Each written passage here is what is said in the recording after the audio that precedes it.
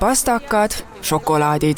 Täna on telkidesse välja toodud kõik hea ja parem, et inimesi endaga vestlusesse püüda ning otse loomulikult ka nende hääled endale võita. Põhjani, et kunagi see öö ei ununeks, jätta ja head, et kaua kestaks veel.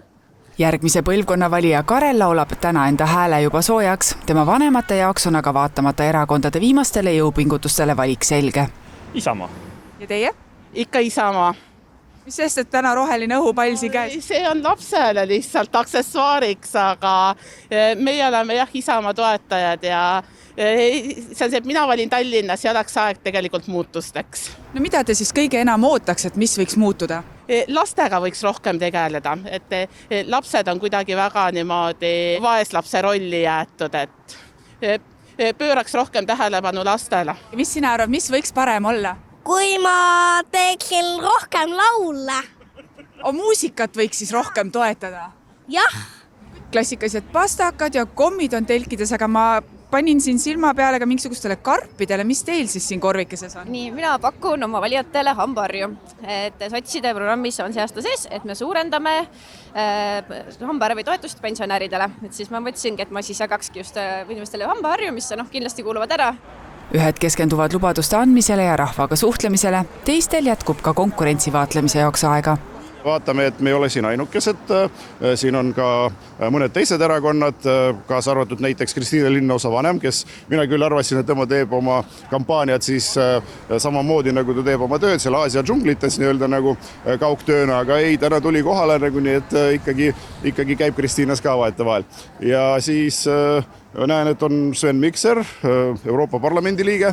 Mina küll väga kahtlen selles, et ta tuleb siia nagu Tallinna linnavolikokku istuma. Ikkagi jääb Brüsselisse kindlasti. Mida täna siis poliitikud inimestele lubavad? Lubame inimestele, et jätkub eestimeelne ja eestikeelne võim, et toetame korruptsioonivaba Tallinna jätkumist. No sotsiaaldemokraadid lubavad kindlasti ausat läbipaistvat linnajuhtimist. Et ma usun, et päris palju on selle suhteliselt lühikese ajaga, mis sotsiaaldemokraadid on nüüd koalitsiooni juhtinud, ikkagi muutunud Tallinnas ja me kindlasti tahame, et ei naaseks üheparteiline juhtimine, kus oht võimu kuritarvitusteks on kindlasti suurem kui sellise läbipaistva avatud koalitsiooni valitsemise tingimustes. Me lubame paremat juhtimist, et me selle murrangu tegime, et Tallinnas juhtimiskultuur muutus, aga me oleme nõus, et oli liiga palju sellist kraaklemist ja segadust, et ma arvan praegu keerulistel aegadel, et ongi Tallinn on vastukaal riigi halvale poliitikale ja seda juhtimist siit peab tegema ikkagi kindlakäeliselt ja stabiilselt. Viimaste häälte kogumiseks olid endi sõnul tänaval ka teised erakonnad, kuid meie neid täna teada-tuntud kampaaniakohtades ei silmanud. Ma vaatasin, et siin uurisite ja puurisite kõigilt erakondadelt natukene midagi, et kas otsus on veel tegemata, kellele enda hääle annate? Tegelikult on tehtud.